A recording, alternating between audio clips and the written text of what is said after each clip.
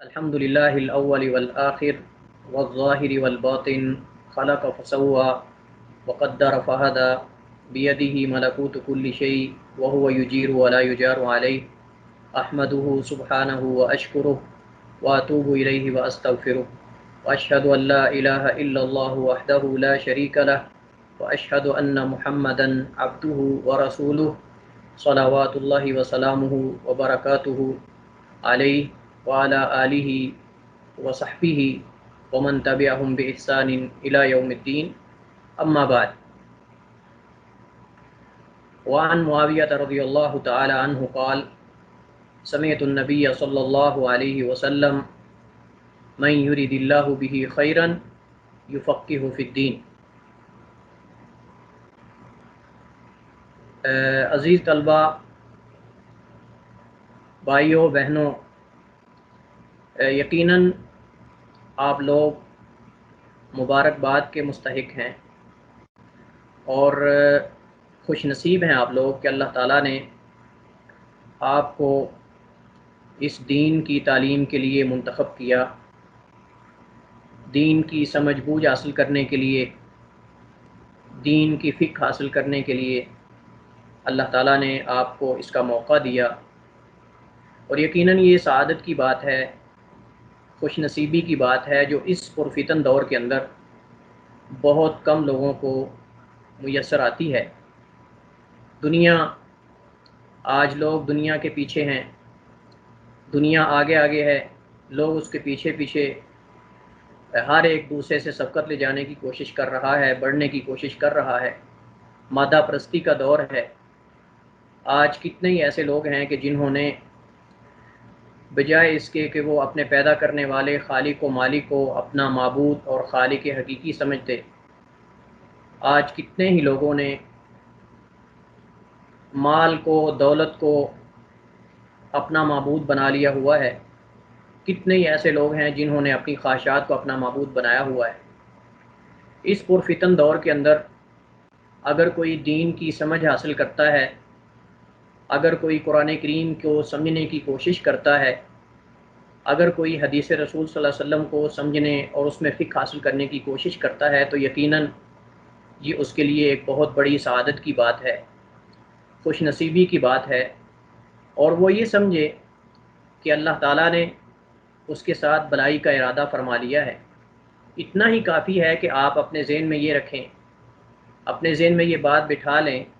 کہ اللہ تعالیٰ نے آپ لوگوں سے بھلائی کا ارادہ فرمایا ہے، اس لیے اللہ تعالیٰ نے آپ کو دین کی سمجھ حاصل کرنے، دین کی فقہ حاصل کرنے کی اللہ نے آپ کو توفیق دی ہے، ورنہ اس دور کے اندر تو لوگوں کے پاس ٹائم ہی نہیں، فضول کاموں میں، فضول چیزوں میں، فضولیات میں اپنا ٹائم برباد کرنے پہ لوگ لگے ہوئے ہیں، خصوصاً آج کے نوجوان۔ اور جدید آلات، جدید مشینری، ٹیکنالوجی، سوشل میڈیا، آج اس نے نوجوانوں کی نوجوانی کو برباد کر دیا ہے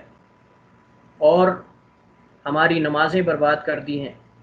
کتنے ہی مسلمانوں کو آج ان چیزوں نے اللہ تعالیٰ کے ذکر سے غافل کر دیا ہے، دین کی سمجھ بوجھ حاصل کرنے سے ان کو بالکل معذور کر دیا ہے۔ تو اگر آپ لوگوں نے اس پرفتن دور کے اندر اتنی مصروفیات کے باوجود اگر اس کورس کو جوائن کیا ہے، اس آن لائن درس نظامی 4 سالہ کورس کو اگر آپ نے جوائن کیا ہے، تو یقیناً میرا حسن ظن ہے آپ لوگوں کے بارے میں کہ آپ لوگوں نے اسے اچھے ارادے سے ہی جوائن کیا ہے، اور آج آپ کا مقصد بھی یہی ہے کہ ہمیں اللہ تعالیٰ اس کورس کے ذریعے دین کی سمجھ اور بوجھ عطا فرمائے، اور یہ بہت اچھی سوچ ہے۔ آپ لوگ مبارکباد کے مستحق ہیں، آپ لوگ جو ہے سلیوٹ کے مستحق ہیں، آپ لوگ حوصلہ افزائی کے مستحق ہیں کہ آپ لوگ باوجود کاروبار کے، باوجود اپنی جابس کے اور اپنے اہل و عیال کے، آپ لوگ باقاعدہ اس کورس کے لیے ٹائم نکال کر دین کی سمجھ بوجھ حاصل کر رہے ہیں، اور اس کے لیے صاف ظاہر ہے کہ آپ کا پیسہ بھی لگ رہا ہے، آپ اس کے لیے نیٹ خریدتے ہیں، آپ اس کے لیے باقاعدہ ٹائم نکالتے ہیں، اور یہ اس دور کے اندر یقیناً انتہائی مشکل ترین مرحلہ ہے۔ لیکن میرا یہ گفتگو کرنے کا اس لیکچر کے آغاز میں مقصد صرف یہی ہے کہ آپ لوگ مایوس کبھی بھی نہ ہوں۔ بعض اسٹوڈنٹس کی، بعض طلبہ کی باتوں سے یا ان کے میسیجز سے مجھے یہ اندازہ ہوا ہے کہ شاید کہ بعض طلبہ جو ہیں وہ مایوس ہو چکے ہیں، یا ان کے اندر نا امیدی کی ایک لہر سی دوڑ گئی ہے۔ وہ یہ سمجھ رہے ہیں کہ شاید ہم نے ایک غلط سٹیپ اٹھا لیا ہے، یا شاید ہم نے مشکل ترین مرحلہ اختیار کر لیا ہے۔ تو آپ یہ کبھی بھی ذہن میں یہ بات نہ لائیے گا کہ آپ نے غلط سٹیپ اٹھایا ہے یا آپ نے یہ مشکل ترین کام کو جوائن کیا ہے، اختیار کیا ہے۔ اگر آپ اس کورس سے صرف قرآن کریم کی چند آیات کی تفسیر اور ترجمہ سیکھ لیتے ہیں اور حدیث رسول صلی اللہ علیہ وسلم سے آپ چند ایک احکام اور مسائل سیکھ لیتے ہیں، تو یہ آپ کے لیے دنیا و ما فیہا سے بہتر ہے، کیونکہ رسول اللہ صلی اللہ علیہ وسلم نے فرمایا من یرید اللہ بہ خیرا یفقہہ فی الدین، اللہ تعالیٰ جس آدمی سے خیر اور بہتری اور بلائی کا ارادہ فرما لیتا ہے، اللہ اسے دین کی سمجھ عطا فرماتا ہے۔ اس کا مطلب یہ ہوا کہ جسے اللہ نے دین کی سمجھ نہیں عطا فرمائی، یا جسے اللہ نے دین کی تعلیم کے لیے منتخب نہیں کیا، چنا نہیں، اس کے ساتھ اللہ تعالیٰ کے خیر کا ارادہ نہیں ہے۔ تو اس لیے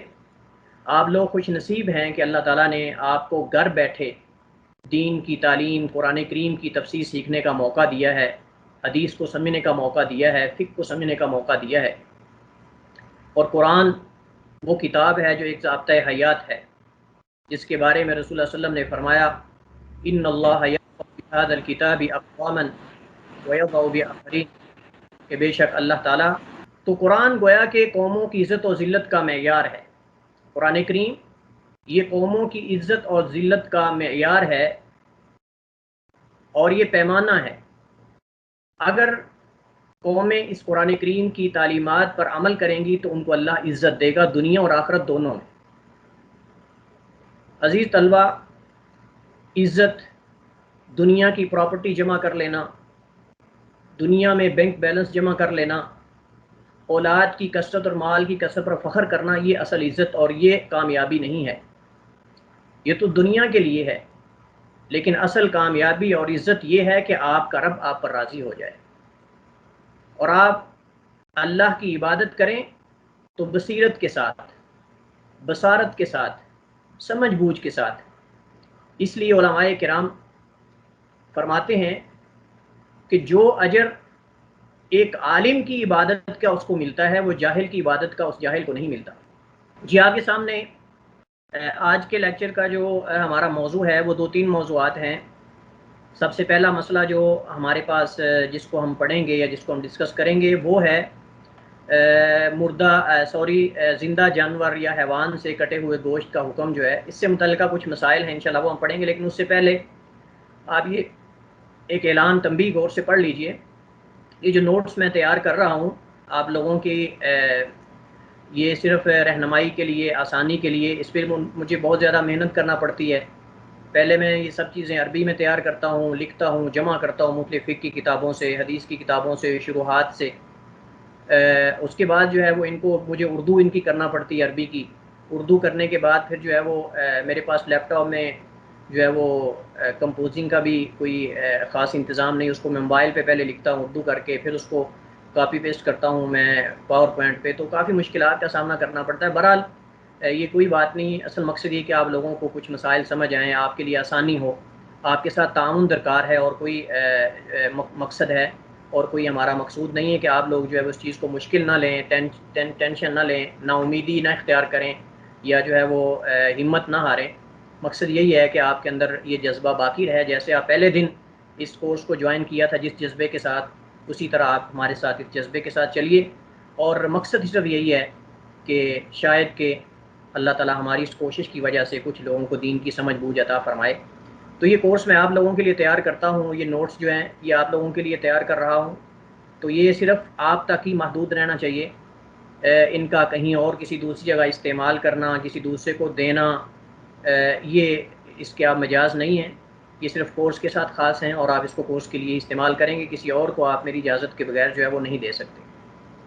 پہلا مسئلہ جس کو ہم آج پڑھیں گے وہ ہے زندہ جانور سے کٹے ہوئے گوشت کا حکم۔ پہلے مسئلے کو سمجھنے کی ضرورت ہے کیونکہ اس سے آگے اور بھی کئی مسائل آئیں گے۔ مسئلہ یہ ہے کہ ایک زندہ حیوان ہے، گائے ہے، اونٹ ہے، بکری ہے، یا پھر جو غیر پالتو جانور حیوان ہیں، زرافہ ہے، ہرن ہے، خرگوش ہے، جنگلی جانور جو ہوتے ہیں، یا پھر زیبرا ہے، یعنی جتنی حلال چیزیں حیوانات ہیں، یہ مسئلہ ان سے متعلق ہے۔ اگر ان سے ان کی زندگی میں، یعنی ذبح کرنے سے پہلے حالت حیات میں زندگی میں اگر ان کا کوئی جسم کا حصہ یا جز کٹ جاتا ہے، الگ ہو جاتا ہے کسی وجہ سے، تو کیا وہ اسی جانور کے حکم کے تابع ہوگا؟ یعنی جو اس کے کھانے کا حکم ہے وہی اس کا حکم ہوگا، یا کہ اس کا حکم اس جانور سے مختلف ہے؟ تو یہ مسئلہ ہے۔ ہمارے سامنے جو حدیث ہے جس سے ہم مسائل اخذ کریں گے یا جس سے ہم مسائل کا حل نکالیں گے، وہ حدیث حضرت ابو واقد لیثی رضی اللہ تعالیٰ عنہ کی حدیث ہے۔ فرماتے ہیں قال النبی صلی اللہ علیہ وسلم ما قطع من البہیمۃ وہی حیۃ فہی میتہ۔ رسول اللہ علیہ وسلم نے فرمایا کہ جو بھی ما قطع، جو بھی کاٹا گیا یا کاٹا جائے، مجہول کا صیغہ ہے، جو بھی جز یا حصہ یا عضو کاٹ لیا جائے، من البہیمۃ، چوپائے سے یا حیوان سے، اس حالت میں وہیا، اس حالت میں کہ وہ چوپایا یا وہ حیوان زندہ ہو، یعنی اس کی حالت حیات میں، زندگی میں اس حیوان کی جو حلال ہو، حلال حیوان کی زندگی میں ہی ذبح کرنے سے پہلے جو اس کے جسم کا عضو یا حصہ جز کاٹ لیا جائے، فہیا میتۃ، تو یہ مردار کے حکم میں ہے۔ کون سا مردار کے حکم میں ہے؟ وہ جانور حیوان نہیں، بلکہ جو اس سے حصہ آپ نے کاٹا ہے، الگ کیا ہے، یعنی کہ ہر وہ عضو جو زندہ و حلال چوپائے سے کاٹ لیا گیا ہو وہ حرام ہے، کیونکہ اب وہ زوال حیات کے سبب مردہ ہو چکا ہے، یعنی اس کے اندر اب زندگی نہیں رہی بلکہ وہ مردہ حیوان کی طرح ہو چکا ہے۔ تو جیسے مردہ حیوان، گائے، بھینس، بکری ہم نہیں کھا سکتے، اس کے کھانے کی اجازت نہیں ہے، ایسے ہی اس کٹے ہوئے جز کی کھانے کی اجازت نہیں ہے جس کو زندہ حیوان سے آپ کاٹ رہے ہیں، وہ حیوان گائے ہو، بکری ہو، کوئی بھی جنگلی جانور حلال جانوروں میں سے ہو یا پھر پالتو جانوروں میں سے ہو، یہ حکم عام ہے۔ تو یہ حدیث ہے۔ اب اس سے متعلقہ جو ہے وہ کئی ایک مسائل ہیں، فقہی مسائل فقہا نے جو ذکر کیے ہیں، ان میں سب سے پہلا مسئلہ یہ ہے کہ کیا یہ حکم جو ہے یہ صرف خشکی کے جانوروں کے ساتھ خاص ہے یا پھر سمندری جانور بھی اس میں داخل ہیں؟ جیسا کہ سمندر میں بھی آپ لوگ جانتے ہیں سمندری بھینس ہوتی ہے، سمندری گھوڑا ہوتا ہے، کئی اور چیزیں ہیں جو دنیا کے خشکی کے حلال جانوروں کے مشابہ ہوتی ہیں، تو کیا ان کو بھی یہ حکم شامل ہے یا کہ صرف جو ہے وہ جنگلی جانوروں کے ساتھ خشکی کے جانوروں کے ساتھ خاص ہے؟ تو جواب اس کا یہ ہے کہ بظاہر حدیث سے تو یہی معلوم ہوتا ہے کہ یہ حکم جو ہے صرف خشکی کے جانوروں کے لیے ہے، سمندری جانوروں کے لیے یہ نہیں ہے، سمندری حیوانات کے لیے یہ حکم نہیں۔ اس کی وجہ یہ ہے کہ اس حدیث کے پیچھے ایک اس کا پس منظر ہے، اس حدیث کا جو حضرت ابو واقد لیثی کی حدیث ہے کہ نبی صلی اللہ علیہ وسلم نے فرمایا کہ جو کسی زندہ حیوان سے، زندہ حلال حیوان سے جو جز کاٹ لیا جائے، جو حصہ اس کے جسم کا، وہ مردار کے حکم میں ہوتا ہے، کیونکہ اسے شریف طریقے سے ذبح نہیں کیا گیا اور اس کے اندر زندگی باقی نہیں رہتی اس وجہ سے۔ تو اس کے پیچھے پس منظر ہے اس حدیث کا، نبی صلی اللہ علیہ وسلم نے کیوں یہ حکم جاری کیا، اس کی وجہ تھی۔ وجہ یہ تھی کہ جب اللہ کے نبی صلی اللہ علیہ وسلم جو ہے وہ مدینہ ہجرت کر کے تشریف لائے تو آپ نے دیکھا کہ کچھ لوگ جو ہے، یہ زمانہ جاہلیت میں لوگ ایسا کرتے تھے کہ وہ گھوڑے وغیرہ، اونٹ کی کوہان کو اوپر سے کاٹ کر، اس کی جلد کو کاٹ کر اس کے اندر سے چربی نکال لیتے تھے تنگی کے حالات میں، جب ان پر تنگی آتی، مشکلات آتی، گھر میں کھانا نہ ہوتا، یا پھر سفر میں کہیں صحرا کے اندر پھنس جاتے، وہاں کھانا ختم ہو جاتا، یا جیسے بھی، تو وہ لوگ کیا کرتے تھے کہ زندہ اونٹ وغیرہ ان کی کوہان کو کاٹ کر، اس کی کوہان کو کاٹ کر، اس سے چربی نکال کر اسے استعمال کر لیتے اور دوبارہ جلد جو ہے اس کو دوسری جگہ پہ لٹا دیتے، اس کو جو ملا دیتے۔ کچھ عرصہ گزرنے کے بعد وہ جو کوہان سے چربی نکالی ہوتی تھی، وہ زخم ختم ہونے کے بعد وہ خود ہی دوبارہ چربی مکمل ہو جاتی تھی، اس کی کوہان ٹھیک ہو جاتی تھی۔ اسی طرح بھیڑ بکری وغیرہ ان کی پشت سے وہ کاٹ کر جلد، ان کی چمڑی، اس سے جو ہے وہ چربی نکال لیتے تھے، گوشت نکال لیتے تھے اور باقی کو دوبارہ پھر ملا کر اس کو چھوڑ دیتے تھے۔ کافی عرصہ کے بعد وہ دوبارہ پھر زخم جو ہے ٹھیک ہونے کے بعد وہ گوشت یا نکالی ہوئی چربی دوبارہ بھر جاتی تھی وہ جگہ اور وہ زخم ختم ہو جاتا تھا۔ تو یہ زمانہ جاہلیت میں لوگ ایسا کرتے تھے، اور جب آپ ہجرت کر کے مدینہ تشریف لائے اللہ کے نبی صلی اللہ علیہ وسلم، تو آپ نے دیکھا کہ مدینہ کے لوگ بھی کچھ ایسا کر رہے ہیں، تو رسول اللہ صلی اللہ علیہ وسلم نے ان کو یہ کام کرنے سے منع فرما دیا، اور آپ نے فرمایا کہ جو بھی زندہ حیوان سے، حلال حیوان سے جز یا اس کا حصہ یا عضو کاٹا جاتا ہے، وہ حلال نہیں کھانا اس کا، بلکہ وہ مردار کے حکم میں، جیسے مردہ جانور ہوتا ہے اسی کے حکم اس کو کھایا نہیں جائے گا۔ تو آپ صلی اللہ علیہ وسلم نے ان کو منع کر دیا کہ کسی بھی زندہ حیوان سے کوئی چیز جو ہے وہ تم نہ کاٹو اور اسے نہ کھاؤ، کیونکہ اس میں ایک تو اس حیوان کے لیے تکلیف ہے، اس کو جو ہے وہ غیر عاقل ایک حیوان کو، اللہ کی مخلوق کو تکلیف دینا ہے، اور دوسرا یہ ہے کہ اس کے اندر خون نہیں پایا جاتا، جو ذبح کرتے ہوئے جانور کا خون بہانا ضروری ہوتا ہے، اگر وہ زندہ ہی اس جانور سے کاٹ لیا جائے عیسیٰ، تو اس سے گویا کہ وہ خون جو نجس ہے یا جو غلیظ خون ہے وہ نہیں بہا، تو گویا کہ وہ انسان کی صحت کے لیے بھی نقصان دہ ہو سکتا ہے۔ اگلا مسئلہ نمبر 2 اس حدیث سے متعلقہ یہ ہے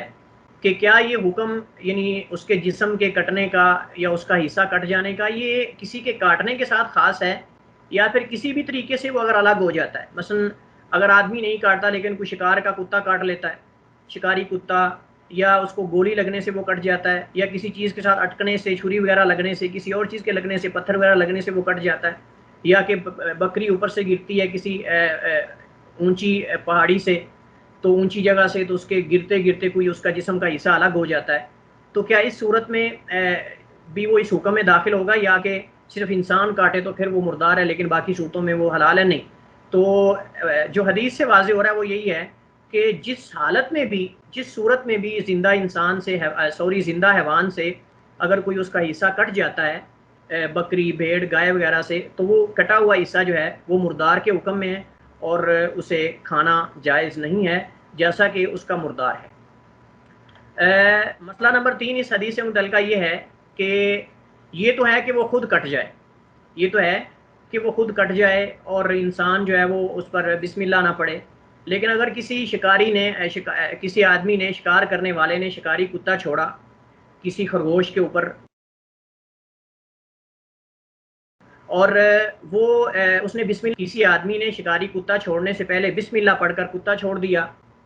اور یا پھر کسی نے بسم اللہ پڑھ کر فائر کیا، گولی چلائی کسی جانور، جنگلی جانور کو یا کسی اور کو، یا پھر کسی تیز دھار آلے سے اس کو مارا، بشرطے کہ اس نے بسم اللہ پڑھی ہو، اللہ کا ذکر کیا ہو، اللہ کا نام لیا ہو،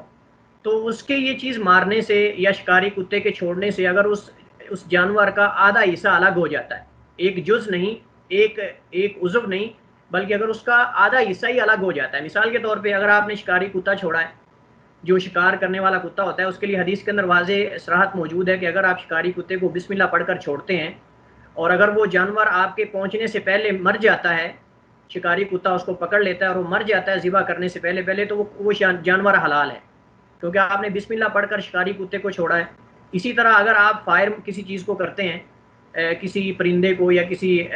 خرگوش وغیرہ کو، کسی چیز کو، تو اس فائر کرنے سے اگر آپ بسم اللہ پڑھ لیتے ہیں اور وہ آپ کے پہنچنے سے پہلے وہ پرندہ جو ہے یا وہ جانور جو ہے وہ اگر فوت ہو جاتا ہے یا مر جاتا ہے، تو وہ ذبح کے حکم میں ہے، اس کو کھانا جائز ہے، حلال ہے، کیونکہ آپ نے اللہ کا ذکر کیا ہے، اللہ تعالیٰ کا نام لیا اور اس کے حساب سے کہ خون بھی بہا ہے۔ لیکن بعض علماء نے فرق کیا ہے کہ اگر اس کا خون نکلے تو پھر جائز ہے کھانا، اگر اس کا خون نہیں بہا تو پھر اسے کھانا جائز نہیں ہے۔ بہرحال یہ وضاحت موجود ہے، بہتر یہی ہے کہ دیکھا جائے اگر اس کا خون بہا ہے جسم سے تو پھر اس کو کھا لیا جائے، اور اگر نہ اس کا خون نکلا ہو تو پھر اسے نہیں کھانا چاہیے، کیونکہ وہ خون اس کے جسم کے اندر جم چکا ہے اور وہ خون نقصان دہ ہوتا ہے انسانی طبیعت کے لیے۔ تو اس میں ہمارے پاس 2 قول ہیں کہ اگر کوئی شکاری کتا کسی حیوان کو، کسی جانور کو پکڑ کر اس کے 2 حصے کر دیتا ہے، یا بسم اللہ پڑھ کر جو ہے وہ کسی تیز دھار آلے کے ساتھ جانور کو مارتے ہیں اور اس کے 2 حصے ہو جاتے ہیں، یعنی ایک حصہ الگ اس طرف، دوسرا حصہ اس طرف ہو جاتا ہے، تو یعنی آدھا اس کے 2 حصے ہو جاتے ہیں، پارٹیشن ہو جاتی ہے اس کی 2 حصوں میں برابر، تو کیا وہ کھانا حلال ہے یا نہیں؟ تو اس کے بارے میں ہمارے سامنے فقہا کے 2 اقوال ہیں، جیسا کہ آپ دیکھ رہے ہیں۔ پہلا قول جو ہے یہ امام ابو حنیفہ رحمۃ اللہ علیہ کا ہے، وہ فرماتے ہیں کہ اگر تو سر والی سائڈ کا حصہ زیادہ لمبا ہو، یعنی اس جانور کا حکم ہے کہ جس کو آپ نے بسم اللہ پڑھ کر کوئی چیز ماری، تیز دھار آلہ مارا، اس کے ساتھ آپ نے اس کو ذبح کرنے کی کوشش کی یا پھر ویسے آپ نے اس کو مارا، تو اگر اس کا 2 حصے ہو جاتے ہیں اور سر والا حصہ زیادہ لمبا ہے، یعنی جس طرف سر ہے اس جانور کا، اگر وہ حصہ زیادہ لمبا ہے تو امام صاحب فرماتے ہیں کہ اس کا کھانا حلال ہے، لیکن اگر سر والی سائڈ اس کی کم ہے، پیچھے والی سائڈ زیادہ کٹی ہے، تو اس صورت میں وہ کہتے ہیں کہ اس کا کھانا جو ہے وہ حلال نہیں بلکہ وہ مردار کے حکم ہے۔ دوسرا قول جو ہمارے پاس ہے وہ امام شافعی اور امام احمد بن حنبل رحمہ اللہ تعالیٰ کا ہے. وہ کہتے ہیں کہ جب ایک حیوان کی، ایک جانور کی کوئی چیز لگنے سے اس پر بشرطے کہ اللہ کا نام لیا گیا ہو، اگر اس کے دو حصے ہو جاتے ہیں اور دونوں سے بیک وقت روح نکلتی ہے. غور سے مسئلہ سمجھنے کی ضرورت ہے. ہم پہلا جو مسئلہ ہم بیان کر چکے ہیں وہ ہے کہ اس کا کوئی ایک عضو، اس حیوان کا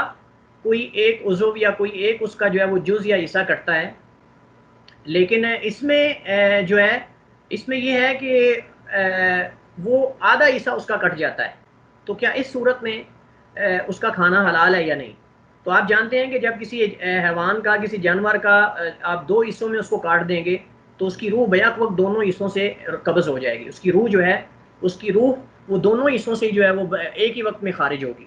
تو امام شافعی اور امام احمد بن حنبل جو ہے رحمہ اللہ وہ فرماتے ہیں کہ اگر کسی حیوان کے دو ٹکڑے ہو جائیں، دونوں ٹکڑے جو ہیں آدھے آدھے ہوں، اس میں یہ شرط نہیں کہ تھوڑا سا کچھ اگر زیادہ ہو، تھوڑا سا اگر درمیان سے اس کا یعنی کہ اس کو کٹ جاتا ہے وہ جانور، تو اس حالت میں کہ وہ زندہ ہو. تو کہتے ہیں کہ جب جس جانور کو دونوں حصوں میں کاٹ دیا جائے، دو حصے اس کے بنا دیے جائیں، تو وہ دونوں ہی کھانا جائز ہیں. وہ دونوں کٹے ہوئے حصے کھانا جائز ہیں، کیونکہ دونوں حصوں سے بیک وقت ایک ہی وقت میں ان کی روح نکلی ہے، ایک ہی وقت میں اس کی روح خارج ہوئی ہے. تو جب دونوں حصوں سے ایک ہی وقت میں روح خارج ہوئی ہے تو دونوں کا کھانا جائز ہے، کیونکہ وہ ذبح کے حکم ہے. لیکن جو پہلا ہم مسئلہ پڑھ چکے ہیں اس میں ایک عضو کاٹنا ہے. اگر آپ اس کی ٹانگ کاٹتے ہیں تو ٹانگ میں تو روح نہیں رہ جاتی نا، اس سے تو روح ختم ہو جاتی ہے. اسی طرح اگر آپ اس کی دم کاٹتے ہیں کسی حیوان کی، جانور کی، تو وہ دم کٹنے سے اس کے اندر روح ختم ہو جاتی ہے، لیکن جانور کے اندر روح باقی رہتی ہے، وہ زندہ رہتا ہے. تو وہ کہتے ہیں کہ اگر جانور کے دو حصے ہو جائیں کٹنے سے تو دونوں حصے کھانا جائز ہیں، کیونکہ وہ حلال کے حکم ہے. لیکن اگر اس کے جو ہے وہ اتنا حصہ کاٹا جائے کہ وہ کٹنے والے حصے سے روح ختم ہو جائے لیکن دوسرے حصے میں باقی رہے، تو اس صورت میں جو وہ جائز نہیں ہے. تو امام ابو حنیفہ رحمہ اللہ وہ فرماتے ہیں کہ اگر سر والی سائڈ زیادہ لمبی ہو کٹنے سے تو پھر کھانا جائز ہے، لیکن اگر سر والی سائڈ کم ہو لیکن اس کی پیچھے والی سائڈ زیادہ کٹ جائے تو پھر اس کا کھانا جائز نہیں ہے. لیکن امام احمد اور امام شافعی وہ کہتے ہیں کہ ہر دو صورت میں اس کا کھانا جائز ہے، کیونکہ دونوں سے بیک وقت روح خارج ہوئی ہے. تو لہٰذا راجح موقع بھی یہی معلوم ہوتا ہے، کیونکہ جب دونوں، اصل مقصد تو یہ ہوتا ہے کہ اس سے خون بہا جائے. تو جب دو حصوں میں تقسیم کٹ جائے گا تو اس کا خون سارا نکل جائے گا، اور روح بھی جو ہے وہ بیک وقت جو ہے وہ دونوں اجزاء سے جو ہاف ہیں ان سے وہ خارج ہو جائے گی. تو لہٰذا یہ ذبح کے حکم میں ہی، شرع جو ہے ذبیحہ اسی کے حکم میں آئے گا، تو اس کا کھانا جو ہے وہ جائز ہے. مسئلہ نمبر 4 اس حدیث سے متعلقہ وہ یہ ہے کہ کیا حیوانات کی، حلال حیوانات کی جو کٹنے کا حکم ہے، یہ ہر چیز اس میں داخل ہے یا کہ بعض اعضاء اس میں داخل ہیں، بعض اعضاء داخل نہیں؟ مسئلے کو سمجھنے کی ضرورت ہے. حدیث میں ہے کہ جو چیز بھی زندہ، یعنی جو عضو یا جو حصہ بھی زندہ حیوان سے کاٹا جائے وہ مردار کے حکم میں ہے. تو کیا ہر چیز اس میں داخل ہے یا کہ کچھ چیزیں اس سے مستثنا ہیں؟ تو جواب یہ ہے کہ ہر چیز اس حکم میں داخل نہیں ہے، بلکہ اس حکم میں وہ چیزیں داخل ہیں کہ جب ان کو کاٹا جائے تو ان میں زندگی ہو، ان میں روح ہو، ان کے اندر جان ہو، ان کے اندر روح ہو، ان کے اندر زندگی ہو. لیکن ایسی چیزیں جو جانور کے اوپر موجود تو ہیں لیکن ان کے اندر روح نہیں ہے، ان کے اندر جان نہیں ہے، ان کے اندر جو ہے وہ زندگی نہیں ہے، تو وہ اگر کاٹ لی جائیں تو ان کا استعمال جائز ہے. ان کا استعمال جائز ہے، جیسا کہ جانوروں کے بال ہیں، اس طرح جو ہے وہ بھیڑ بکریوں کے اون ہے، اور اسی طرح جو ہرن ہوتا ہے، جنگلی جانور ہرن جو ہے، اس کی آپ جانتے ہیں کہ ناف سے جو کستوری اخذ کی جاتی ہے، جیسا کہ عنبر ہے، یہ عنبر کستوری جو ہے وہ ہرن جو ہوتا ہے اس کی ناف سے اخذ کی جاتی ہے. تو اب جب ان کو لیا جاتا ہے، اون وغیرہ جانوروں کی کاٹی جاتی ہے، شتروں وغیرہ کی، بھیڑ وغیرہ کی، اور بعض جانوروں کے بال بھی استعمال ہوتے ہیں اور عنبر استعمال ہوتی ہے. تو جب یہ کاٹے جاتے ہیں تو ان میں زندگی نہیں ہوتی، ان میں زندگی اور حیات نہیں ہوتی، روح نہیں ہوتی، اور جانور کو تکلیف بھی نہیں ہوتی. اگر آپ کسی بھیڑ سے اگر اون اس کی مونڈتے ہیں، کاٹتے ہیں، تو اس سے اس کو تکلیف نہیں ہوگی. اگر کسی کے بال اوپر سے کاٹ لیے جاتے ہیں، بعض لوگ جو ہے وہ اونٹ کے بال استعمال کرتے ہیں، اونٹوں کے بال جب بڑے ہو جاتے ہیں، بعض بکریوں کے بال بڑے ہوتے ہیں، ان کو کاٹ لیتے ہیں، استعمال کرتے ہیں. تو یہ چیزیں جو ہیں بال، اون، عنبر وغیرہ، یہ چیزیں یہ حلال ہیں، یعنی مطلب کہ یہ پاک ہیں اور ان کا استعمال کرنا جو ہے وہ جائز ہے. عنبر لوگ کستوری استعمال کرتے ہیں، لگاتے ہیں، یہ پرانا عرب سے یہ معروف چلتا آ رہا ہے. تو وہ ہرن کی ناف سے اخذ کی جاتی ہے لیکن اس میں زندگی نہیں ہوتی، ان چیزوں میں روح نہیں ہوتی، زندگی نہیں ہوتی، اگرچہ یہ جسم کا حصہ ہیں لیکن وہ ایسا عضو نہیں ہے کہ جن کے اندر حیات ہو یا روح ہو یا زندگی ہو. تو لہٰذا اس حکم میں نبی صلی اللہ علیہ وسلم کے کیا آپ نے فرمایا کہ جو بھی حیوان سے جز کاٹا جائے اس حالت میں کہ وہ زندہ ہو، تو اس سے وحیہ حیاتن جو ہے یہ لفظ جو ہے اس نے خارج کر دیا ایسی چیزوں کو جن کے اندر زندگی نہیں ہے. وحیہ حیاتن کا مطلب یہ کہ وہ کٹا ہوا حصہ یا جز جو ہے وہ زندہ ہو، اس کے اندر حیات ہو جب اس کو کاٹا گیا ہو. تو لہٰذا اس سے اون اور بال وغیرہ یہ چیزیں اس میں داخل نہیں ہیں. اس سے فقہائے کرام نے اس حدیث سے قاعدہ اخذ کیا ہے جیسا کہ آپ کے سامنے موجود ہے. اس حدیث سے کئی ایک فقہا نے مسئلے اخذ کیے ہیں. جو قاعدہ فقہا نے اخذ کیا ہے وہ یہ ہے کہ اس حدیث سے فقہائے کرام نے یہ قاعدہ اخذ کیا ہے کہ جس چیز کا مردار حرام اور نجس ہو حالت حیات میں اس سے کٹا ہوا عضو بھی حرام ہوگا. مثال کے طور پہ گائے ہے، بھینس ہے، بکری ہے، بھیڑ ہے یا ہرن ہے یا کوئی بھی چیز ہے، اگر یہ مر جاتے ہیں تو ان کا مردار کھانا حلال نہیں ہے. ان کا مردار کھانا مرے ہوئی حالت میں ان کا استعمال کرنا جائز نہیں ہے. تو لہٰذا اگر ان کا زندگی میں کوئی حصہ کاٹ لیا جائے گا تو وہ بھی نجس اور وہ بھی ناپاک ہے اسی کے حکم میں. لیکن ایسی چیزیں کہ جن کا حالت حیات اور موت دونوں میں استعمال کرنا جائز ہے وہ حلال ہیں، جیسا کہ مچھلی ہے یا ٹڈی ہے. ٹڈی دل آپ جانتے ہیں، پچھلے دنوں بھی پاکستان میں مختلف جگہوں پہ ٹڈیوں کا حملہ ہوا تھا. تو یہ دو چیزیں جو ہیں مچھلی اور ٹڈی، یہ زندگی اور موت دونوں حالتوں میں ہی یہ حلال ہے، یعنی دونوں صورتوں میں ان کا کھانا جائز ہے. اگر مچھلی آپ کے سامنے سمندر میں یا کہیں نہر میں آپ کو مری نظر آتی ہے جو مر چکی ہے تو اس کا کھانا جائز ہے. اس طرح ٹڈی اگر آپ کو ملتی ہے، ٹڈی مری ہوئی ہے، اس کا کھانا جائز ہے. تو لہٰذا جیسی چیزیں جن کا حالت مردار میں مردہ حالت میں کھانا جائز نہ ہو، اگر ان کا زندگی میں کوئی حصہ کٹ جائے حالت حیات میں تو وہ کٹا ہوا حصہ جو ہے وہ بھی مردار کے حکم میں. لیکن ایسی چیزیں جو زندگی اور موت دونوں صورتوں میں کھانا جائز ہیں، ان کی زندگی اور موت میں یعنی مردار اور زندہ دونوں، جیسا کہ مچھلی ہے یا ٹڈی ہے، تو اگر ان کا حصہ کٹ جاتا ہے تو وہ کھانا جو ہے وہ دونوں صورتوں میں جائز ہے اور اس کا استعمال کرنا. مثال کے طور پہ مسئلہ سمجھیے، ایک بندہ مچھیرا ہے، مچھلیوں کا کاروبار کرتا ہے، سمندر میں دریا میں مچھلیاں پکڑتا ہے. اس نے کسی آلے سے یا کسی کانٹے وغیرہ سے مچھلی پکڑنے کی کوشش کی، لیکن مچھلی کا آدھا حصہ اس کے ہاتھ میں لگا، باقی آدھی مچھلی کٹ کے جو ہے وہ سمندر میں پانی میں چلی جاتی ہے. تو کیا یہ اس جانور کی طرح ہے کہ جس کا کوئی عضو کاٹ لیا جائے یا کہ اس کا حکم الگ ہے؟ یہ مسئلہ اصل یہ قاعدہ فقہا نے اخذ کیا ہے کہ مچھلی چونکہ ٹڈی جو ہے ان کا مردار بھی حلال ہے، یعنی حالت موت میں بھی یہ کھانا جائز ہے، مری ہوئی بھی. تو لہٰذا اگر اس کا کوئی حصہ زندگی میں کٹ جاتا ہے تو یہ کھانا جائز ہے. تو اگر ایک مچھیرا مچھلی پکڑ رہا ہے اور مچھلی پکڑتے ہوئے اس نے کوئی تیز دار آلہ مارا پانی کے اندر، مچھلی دو حصے ہو گئی، آدھا حصہ مچھلی جو ہے وہ کہیں اور چلی گئی، آدھی اس کے ہاتھ لگی، تو یہ مچھلی جو ہے کیونکہ یہ مردار بھی اس کا کھانا جائز ہے تو لہٰذا اس کو جو ہے وہ استعمال کر سکتا ہے، وہ یہ حلال ہے اس کا کٹا ہوا حصہ. لیکن حیوان چونکہ مردار حالت میں کھانا جائز نہیں ہے، اس کا خون اس کے اندر جم جاتا ہے، تو جب خون جم جائے گا تو اس کا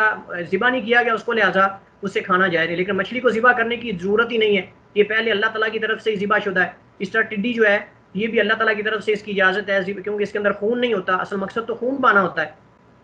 اسی طرح جس کا مردار حلال تو نہیں لیکن پاک ہے، جیسا کہ انسان ہے، انسان جو ہے اس کا کھانا تو جائز نہیں ہے، اس کا گوشت تو حلال نہیں ہے، لیکن انسان آپ کو بتا چکا ہوں میں کہ اس کا موت اور زندگی دونوں صورتوں میں وہ پاک ہے. تو اس حالت میں اس کا کٹا ہوا عضو جو ہے وہ پاک ہوگا. یعنی اگر ایک آدمی کے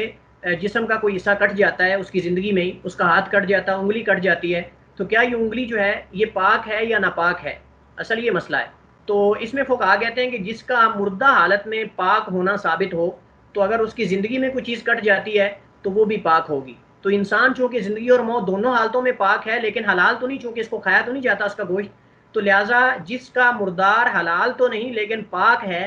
اس سے حالت حیات میں کٹا ہوا عضو پاک ہوگا. اگر ایک انسان کی انگلی کٹ جاتی ہے، اس کا ہاتھ کٹ جاتا ہے، تو کیا اس کو چھونے سے آپ نجس ہو جائیں گے؟ نہیں، وہ پاک ہے کیونکہ جو انسان ہے وہ زندگی اور موت دونوں میں ہی پاک، جیسا کہ ہم مسئلہ پڑھ چکے ہیں.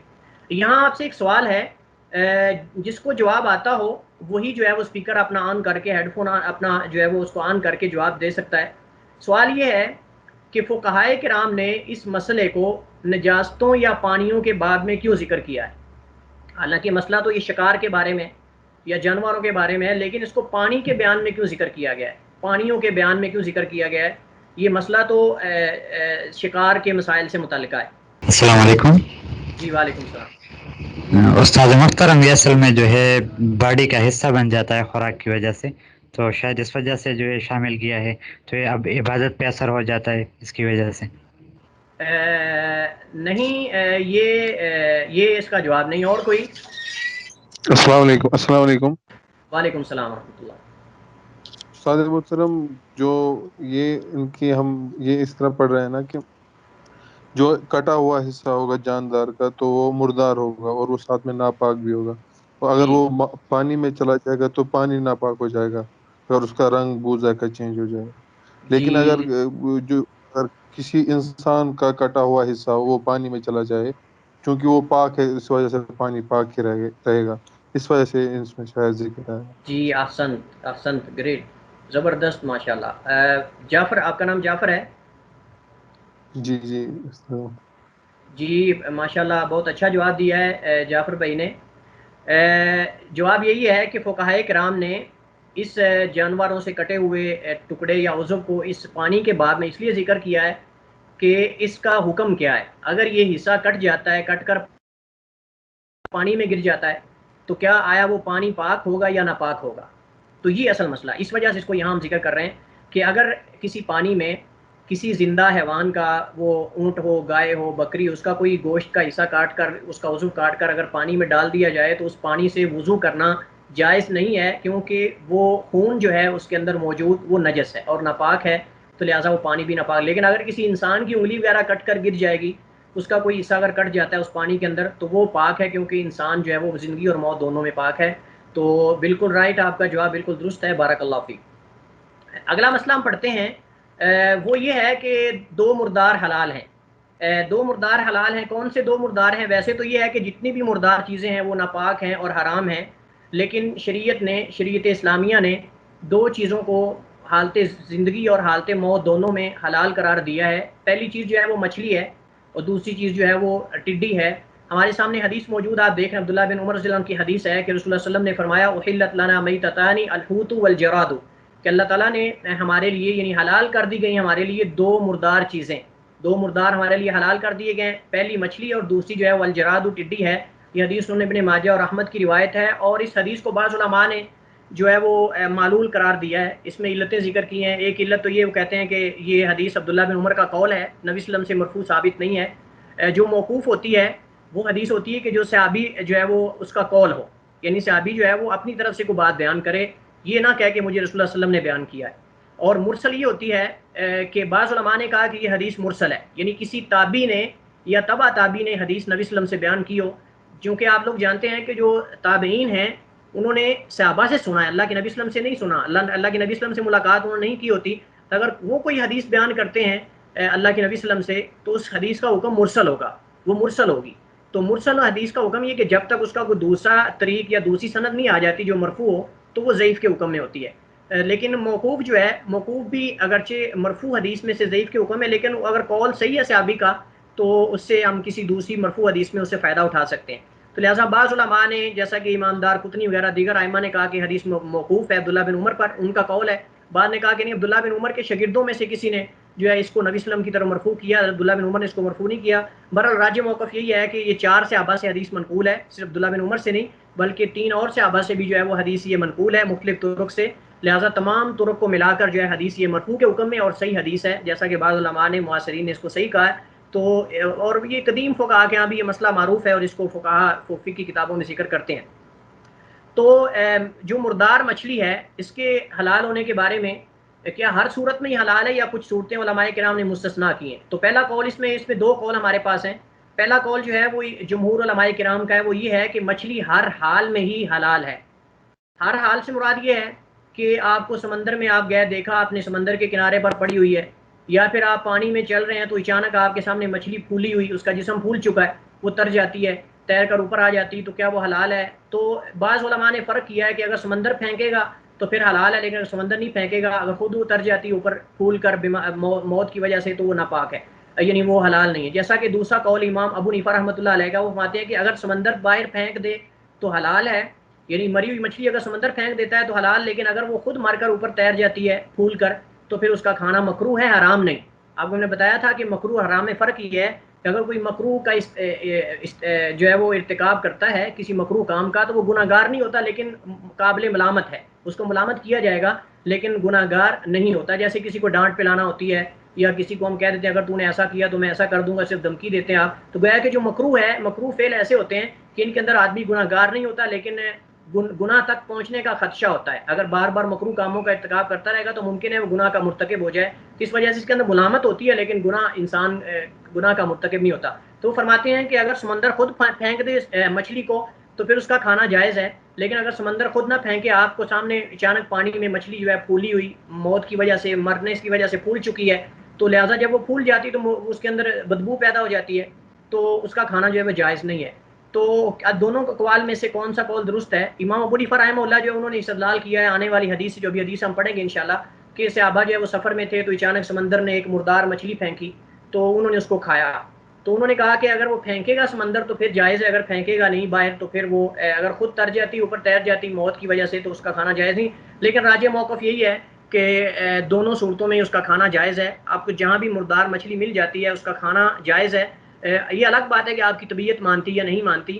لیکن شریعت نے آپ کو اجازت دے دی ہے, شریعت نے آپ کو اجازت دے دی ہے. لیکن اگر آپ کی طبیعت نہیں مانتی تو یہ آپ کی اپنی مرضی ہے, شرعی طور پہ اس کا کھانا جو ہے وہ جائز ہے. اسی طرح بعض لوگ یہ کہہ سکتے ہیں کہ بھائی آپ نے جیسے باقی حیوانات میں ذبح کرنے کی شرط لگائی ہے, آپ نے ان دونوں چیزوں میں ذبح کرنے کی شرط کیوں نہیں لگائی, یعنی مچھلی اور ٹڈی میں؟ تو اس کی وجہ یہ ہے, پہلی بات تو یہ ہے کہ حدیث میں اس کی صراحت آ چکی ہے, حدیث نے ہمیں, شریعت نے ہمیں ذبح کرنے کا حکم نہیں دیا.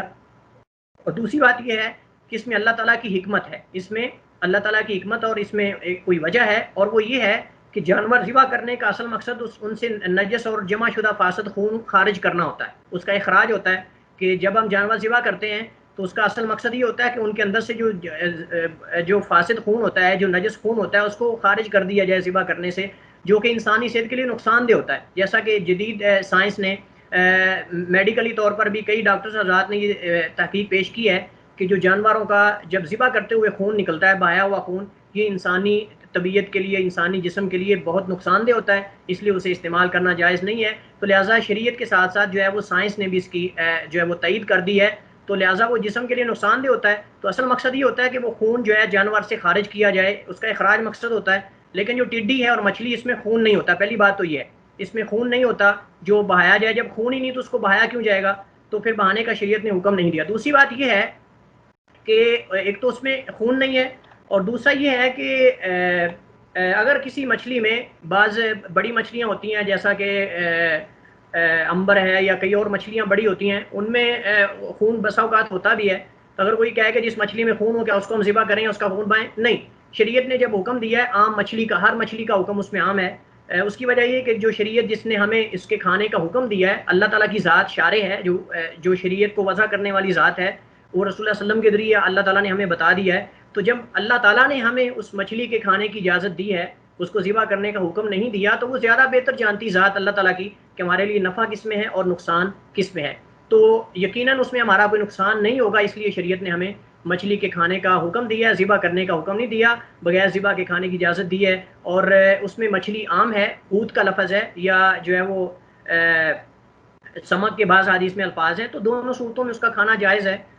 تو لہٰذا یہ کہنا کہ اگر کسی مچھلی میں خون نکل آئے تو اس کا ذبح کرنا ضروری ہے, نہیں. مچھلی کا حکم عام ہے, مچھلی زندگی اور موت دونوں حالتوں میں اس کا کھانا جائز ہے. اس کی تیسری بات یہ ہے کہ رسول اللہ صلی اللہ علیہ وسلم سے بھی مردار مچھلی کھانے کی دلیل موجود ہے, یا آپ کا فعل اور آپ کے صحابہ کا فعل ہمارے سامنے موجود ہے کہ اللہ کے نبی صلی اللہ علیہ وسلم کے صحابہ نے اور آپ نے جو ہے مردار مچھلی سے آپ نے گوشت جو ہے کھایا ہے. جیسا کہ حدیث آپ کے سامنے موجود ہے, یہ صحیح بخاری کی حدیث ہے. حضرت جابر رضی اللہ عنہ فرماتے ہیں, جابر عبداللہ رضی اللہ عنہ فرماتے ہیں کہ اللہ کے نبی صلی اللہ علیہ وسلم نے ہمیں 300 آدمیوں کو,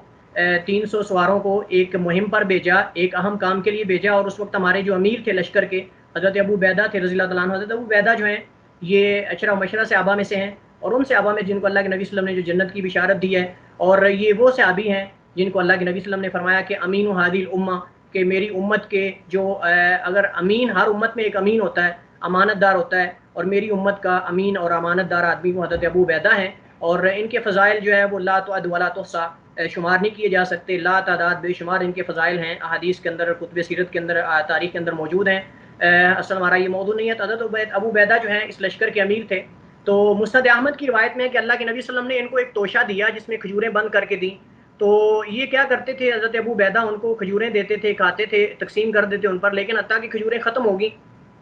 تو صحابہ کرام نے جب کھجوریں ختم ہو گئیں تو ان کھجوروں کو چوس چوس کر ان کی گٹھلیاں جو ہیں ان کو چوستے تھے، جیسا کہ آگے مسند احمد کی روایت میں آئے گا. تو ان کھجوروں کی گٹھلیوں کو چوس کر پانی پی کر گزارا کرتے تھے،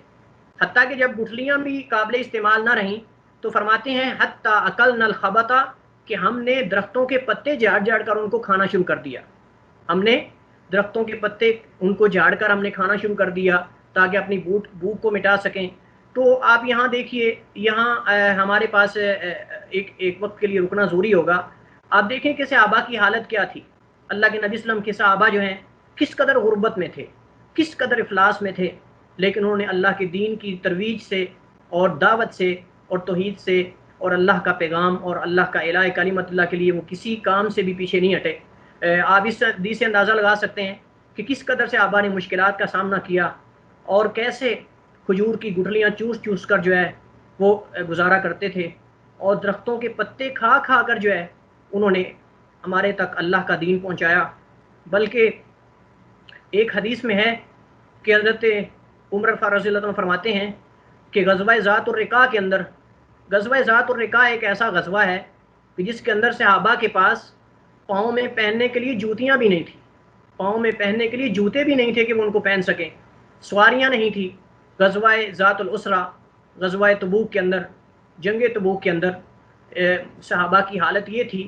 کہ ان کے پاؤں کے اندر پہننے کے لیے جوتے بھی نہیں تھے. اس کو غزوہ ذات الرقاع کیوں کہا جاتا ہے؟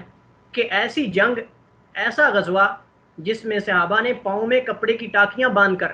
کپڑوں کے ٹکڑے باندھ کر جا کے اللہ کے راستے میں جہاد کیا ہے. اور اگر آپ جانتے ہیں یا نہیں جانتے تو آپ کو پتہ ہونا چاہیے کہ مدینہ سے لے کر تبوک کا سفر جو ہے، مدینہ سے لے کر تبوک کا سفر جو ہے تقریباً 700 کلومیٹر ہے. 700 کلومیٹر کا اتنا لمبا سفر کر کے صحابہ، اللہ کے نبی صلی اللہ علیہ وسلم کے صحابہ پاؤں میں کپڑے باندھ کر، اپنے پاؤں میں کپڑے باندھ کر، ٹاکیاں باندھ کر کپڑوں کی اللہ کے راستے میں جا کر جہاد کیا ہے. لیکن افسوس کی بات ہے کہ اگر ایک مسلمان، ایک مومن اگر صحابہ کے ان حالات کو پڑھتا ہے تو یقیناً انسان کو رونا آ جاتا ہے کہ عزیز طلبہ، ہمیں یہ اسلام ایسے نہیں ملا، ہمیں یہ اسلام سونے کے تست کے اندر نہیں ملا ایک گفٹ کے طور پر، بلکہ اس کے پیچھے رسول اللہ صلی اللہ علیہ وسلم کی قربانیاں ہیں، اس کے پیچھے صحابہ کی قربانیاں ہیں. انہوں نے درختوں کے پتے کھا کھا کر ہمارے تک اس اسلام کو پہنچایا ہے.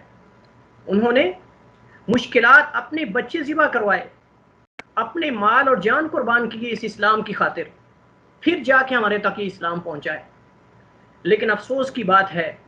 میں یہ کہتا ہوں، دعوے کے ساتھ کہتا ہوں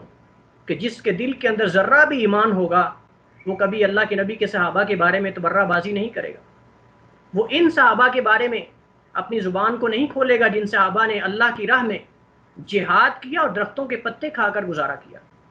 اپنے پاؤں میں ٹاکیاں باندھ کر، کپڑوں کے ٹکڑے باندھ کر جا کے اللہ کی راہ میں جہاد کیا. لیکن افسوس کی بات ہے کہ آج ایک پرلے درجے کا بے نمازی،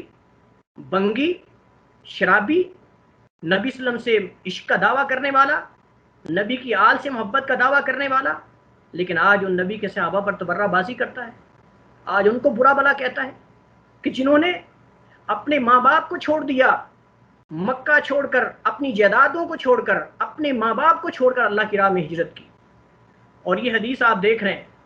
کہ کس حالت میں صحابہ نے جہاد کیا، درختوں کے پتے کھائے، حتیٰ کہ فرماتے ہیں فَسُمِّيَ جَيْشُ الْخَبَطِ، اس لشکر کا نام ہی رکھ دیا گیا پتے کھانے والے.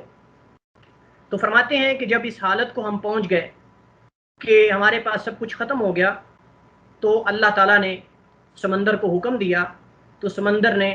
ایک بہت بڑی مچھلی جو ہے وہ ہمارے لیے مردار مچھلی پھینکی، جیسا مسند احمد کی روایت میں کہ مچھلی مردار تھی، مری ہوئی تھی. تو اس مچھلی کو امبر کہا جاتا ہے، امبر مچھلی معروف ہے، اتنی بڑی مچھلی تھی. فرماتے ہیں فَأَكَلْنَا نِصْفَ شَهْرٍ، ہم نے 300 لوگوں نے اس کو 15 دن کھایا. اتنی بڑی مچھلی تھی کہ 300 کا لشکر تھا اور 15 دن ہم نے اس کو کھایا.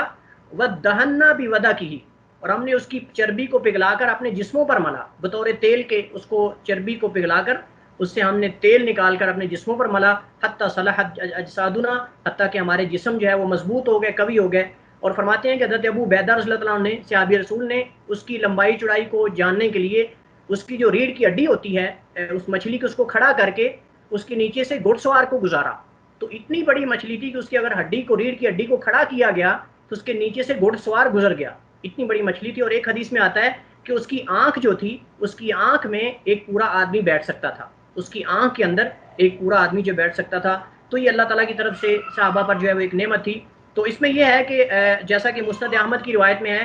کہ جب بعض صحابہ نے کھانے سے گریز کیا لیکن حضرت ابو عبیدہ نے فرمایا کہ تم جہاد میں ہو اور بھوکے بھی ہو لہذا تم کھا سکتے ہو. ان کو حکم کا پتہ نہیں تھا ابھی تک, صحابہ کرام کو حکم کا پتہ نہیں تھا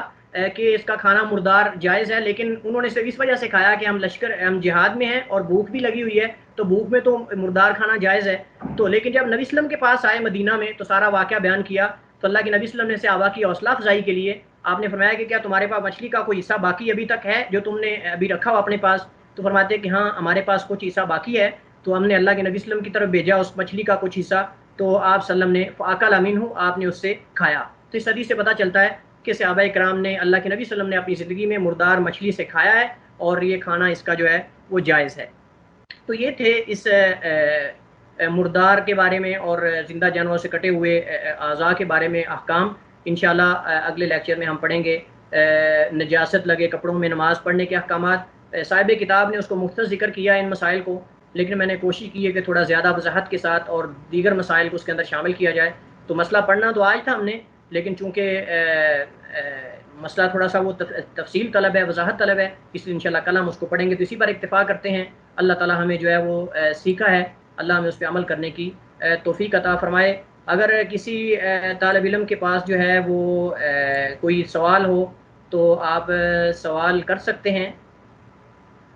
ورنہ پھر آپ سے اجازت چاہتا ہوں. السلام علیکم ورحمۃ اللہ. وعلیکم السلام. سر اس میں اب ایک تو بات واضح ہے کہ جس کو سمندر میں نکال کے پھینکا ہو مچھلی کو وہ مردار جائز ہے, اور جس کو پھر جو خود ہی اوپر آئی ہے اس کا آپ نے وہ کوئی راج موقف نہیں بیان کیا. جی راج موقف میں نے لکھا ہوا ہے, وہاں راج موقف میں نے لکھا ہوا ہے, اس میں نوٹس میں لکھا ہوا ہے میں نے کہ راج موقف یہ ہے کہ کسی بھی صورت میں مچھلی کا مردار کھانا جائز ہے. کسی بھی صورت میں سمندر پھینکے یا خود اوپر تیر کر آ جائے مرنے سے یا پھول جائے جس طرح بھی ہے, لیکن میں نے یہ بتایا ہے کہ یہ آپ کی اپنی طبیعت ہے, آپ اس کو کھائیں یا نہ کھائیں, لیکن شریعت نے اس کو جائز قرار دیا ہے کہ آپ اس کو کھا سکتے ہیں. جیسا کہ اللہ کے نبی صلی اللہ علیہ وسلم کی آپ اندازہ کریں کہ کتنی دیر لگی ہوگی ان کو کہ وہاں غزوہ میں تھے, جہاد میں تھے, وہاں بھی انہوں نے 15 دن کھائی, پھر راستے میں بھی انہوں نے کتنا سفر کیا ہوگا, پھر اس کو مدینہ میں لے کر آئے. تو صاحب ظاہر ہے کتنی دیر میں اس کی حالت تو بدل جاتی ہے نا گوشت کی, لیکن اللہ کے نبی صلی اللہ علیہ وسلم پھر بھی اس کو کھایا ہے. تو یہ اللہ کے نبی صلی اللہ علیہ وسلم کا فعل واضح اس بات کی دلیل ہے کہ کسی بھی صورت میں مچھلی جو ہے وہ خود تیر کر اوپر آ جائے پھولنے سے, یا پھر سمندر پھینک دے, یا پھر کوئی مری مچھلی ویسے خود نکال لے, کسی صورت میں بھی وہ کھانا جائز ہے اور حلال ہے. السلام علیکم. وہ وعلیکم السلام. استاد محترم یہ جو آپ کے نوٹس ہیں یہ ہمیں LMS پہ مل جائیں گے؟ جی آپ نے لیٹر کلاس جوائن کی ہے, میں نے بتا دیا ہے ساتھیوں کو کہ انشاءاللہ میں ہر لیکچر کے بعد وہاں جہاں آپ کا یہ ویڈیو کلپ لیکچر جو ہے وہاں اپلوڈ کیا جائے گا, وہاں پہ انشاءاللہ میں یہ نوٹس جو ہیں PDF کی صورت میں آپ کو وہاں انشاءاللہ اپلوڈ کر دوں گا اور آپ وہاں سے اس کو لے سکتے ہیں. لیکن یہ ہماری کلاس کے ساتھ خاص ہیں, آپ ان کا باہر کہیں استعمال نہیں کر سکتے. جزاک اللہ استاد. جی اور کوئی؟ السلام علیکم. وعلیکم السلام ورحمۃ اللہ وبرکاتہ. سر مجھے تھوڑی سی اس کی سمجھ نہیں آئی کہ یہ کوئی عضو اگر کٹ کر پانی میں گر جائے تو وہ پانی کے نجس ہونے یا اس کے پاک ہونے کے بارے میں آپ نے کیا بتایا, مجھے سمجھ نہیں آ رہی. جی میں نے یہ کہا ہے کہ چونکہ اس جانور سے جب جو عضو کاٹا جاتا ہے یا الگ کیا جاتا ہے تو اس کا وہ جو نجس خون ہے جو قرآن کریم میں اللہ تعالیٰ نے فرمایا ہے الا ان یکون میتۃ او دما مسفوحا, او دما مسفوحا کا حکم یہ مردار کا ہے کہ یہ اللہ نبی صلی اللہ علیہ وسلم کہ ان کو فرما دیجئے قل لا اجد محلا محرما علی طاعم یطعمہ الا ان یکون میتۃ او دما مسفوحا, کہ نبی صلی اللہ علیہ وسلم فرمایا کہ اللہ فرماتا ہے نبی ان کو بتلا دیجئے کہ میں جو میری طرف وحی کی گئی ہے اس میں کوئی چیز بھی تمہارے لیے حرام نہیں پاتا کھانے والے کے لیے سوائے اس کے کہ وہ مردار ہو, ان یکون میتۃ کہ وہ مردار ہو, او دمن مسفوحا یا پھر بہایا ہوا خون ہو. تو بہایا ہوا خون اس کو آگے فإنہ رجس او لحم خنزیر یا خنزیر کا گوشت ہو فإنہ رجس یہ ناپاک ہے. لہٰذا اس سے علماء نے استدلال کیا ہے کہ وہ نجس کے حکم میں ہے، تو لہٰذا اگر وہ حصہ جو کٹ کر الگ ہو جاتا ہے وہ جسم پانی میں گر جاتا ہے تو وہ پانی بھی نجس ہو جائے گا، کیونکہ اس کا حکم نجس ہے، اس سے وہ خون نہیں پایا گیا۔ خون تب نکلتا ہے جب جانور کو ذبح کیا جاتا ہے، لیکن اگر آپ حصہ کاٹ لیتے ہیں تو وہ خون تو سے نہ نکلے گا، وہ فاسد خون تو اشارہ سے گردن سے نکلتا ہے، یا پھر جب اس کا آدھا حصہ کٹے گا تو پھر نکلے گا، تو لہٰذا وہ نجس ہوتا ہے۔ مردار کے حکم ہے تو مردار بھی نجس ہے، لہٰذا وہ کہتے ہیں کہ یہ پانی بھی نجس ہو جائے گا۔ سر اس کا اگر رنگ بو ذائقہ نہیں بدلتا صورت میں یہ تو نجس ہوگا۔ یہ قاعدہ تو ہر پانی میں لگے گا نا، یہ قاعدہ تو ہر پانی میں لگے گا، یہ واضح ہے، یہ قاعدہ تو ہر پانی میں لگے گا، یہ ہم پہلے بتا چکے ہیں۔ پانی جس طرح کا بھی ہو، جب تک اس کا رنگ بو ذائقہ چینج نہیں ہوگا وہ نجس نہیں ہوگا، یہ تو پہلے میں بتا چکا ہوں۔ یہ قاعدہ آپ ہر جب بھی جتنا مسئلے ہم پڑھیں گے، آگے وضو والے مسائل بھی آ رہے ہیں، ان میں یہ آپ ذہن میں رکھیں، یہ قاعدہ پکا ہے، اس سے ہم کبھی بھی جو ہے وہ دولی نہیں کریں گے، یا اس کو ہم کبھی نہیں چھوڑیں گے۔ یہ قاعدہ ذہن میں پکا کر لیں کہ جب تک کسی پانی کا نجاست گرنے سے رنگ بو ذائقہ چینج نہیں ہوگا وہ پانی پاک کے حکم ہوگا۔ لیکن ہم نے ویسے مسئلہ بیان کیا کہ فقہا نے اس کو پانی کے بیان باب میں کیوں ذکر کیا ہے۔ جزاک اللہ۔ ویا کا خیر۔ جی اور کوئی؟ استاد محترم، ہم نے کہا کہ انسان کا اگر کوئی عضو پانی میں گر جاتا ہے یا کوئی خون وغیرہ انسان کا گر جاتا ہے تو تب پانی ناپاک نہیں ہوتا؟ جی بالکل پاک ہی رہتا ہے، وہ ناپاک نہیں ہوتا، کیونکہ انسان کے جسم سے جو نکلنے والا خون ہوتا ہے، میں نے بتایا تھا جو شرمگاہ سے نکلتا ہے، اس کے علاوہ باقی جو زخموں سے خون نکلتا ہے یا ویسے خون کسی چیز کٹنے سے نکلتا ہے، وہ خون راج موقف کے مطابق پاک ہے، راج موقف کے مطابق پاک ہے۔ اس کی وجہ یہ ہے کہ اللہ کے نبی صلی اللہ علیہ وسلم کے صحابہ جو ہیں وہ زخموں میں ہی نمازیں پڑھتے تھے، ان کے زخم اس وقت تو ہے کوئی ہمارے پاس تو پٹیاں ہیں، جدید آلات ہیں، جدید نظام ہے، سہولیات ہیں، لیکن اس دور کے اندر تو وہ صرف آگ کے ساتھ اس کو اوپر سے گرم کر کے لگاتے تھے کوئی چیز، تو وہ زخم بند کرتے تھے، پھر بھی خون بہتا رہتا تھا، تو نمازیں اسی حالت میں پڑھتے تھے۔ تو اس سے مراد یہ ہے کہ انسان، پہلی بات تو یہ ہے کہ یا تو خون کی وجہ سے نجس ہوگا یا پھر اس عضو کی وجہ سے، تو انسان کا خون بھی پاک ہے اور انسان کا عضو جو ہے اس کا حصہ کٹا ہوا انگلی وغیرہ وہ بھی پاک ہے، تو لہٰذا پانی بھی پاک حکم ہوگا، چاہے اس کا رنگ بو ذائقہ چینج بھی ہو جائے۔ سر یہاں پر قاعدہ تھوڑا بدل گیا کہ رنگ بو ذائقہ اگر چینج بھی ہو گیا تو پانی پھر بھی پاک ہی ہوگا۔ جی کیونکہ وہ نجس نہیں ہے، ہم نے نجاست کی قید لگائی ہوئی ہے، ہم نے نجاست کی قید لگائی ہوئی ہے کہ کسی نجاست کے گرنے سے پانی کا رنگ بو ذائقہ چینج ہو، کسی نجاست کے گرنے سے ہم نے یہ قید لگائی ہوئی ہے۔ بھائی شروع میں آپ نے شاید لیکچر اٹینڈ نہیں کیا، میں نے یہ قید میں بتایا تھا کہ فقہا یہ قید لگاتے ہیں کہ وہ نجاست گرنے سے اس کا رنگ بو ذائقہ چینج ہو، تو انسان کا عضو تو نجس نہیں، ہم یہی تو بتا رہے ہیں، پورے لیکچر کا خلاصہ تو یہی ہے کہ انسان کا جو عضو ہے وہ نجس ہی نہیں ہے۔ انسان کا خون بھی ہم پہلے بتا چکے ہیں کہ وہ نجس نہیں ہے، جیسا کہ ابھی میں نے آپ کے سامنے مثال دی کہ صحابہ زخموں میں نماز پڑھتے تھے، جس صحابی کو تیر لگے تھے اس کا خون نکل رہا تھا، کپڑوں پہ گرتا ہے کہ نہیں خون جب زخم لگتا ہے، تو اس نماز اس نے جاری رکھی، پہلا تیر لگا، دوسرا لگا، تیسرا لگا، نماز جاری رکھی۔ تو لہٰذا اس سے ہی پتہ چلتا ہے کہ وہ اس کا جب خون نجس ہی نہیں ہے تو پھر وہ گرنے سے رنگ بو ذائقہ چینج ہوگا تو پاک کے حکم میں ہوگا۔ لیکن اگر پانی اتنا کم ہے، اتنی کم مقدار میں ہے کہ خون اس میں زیادہ گر گیا، اس کا رنگ بدل گیا ہے، تو پھر وہ کسی اور حکم میں ہوگا، پھر پانی میں اس کو کہا جائے گا، میں پہلے بتا چکا ہوں، پھر وہ اس کو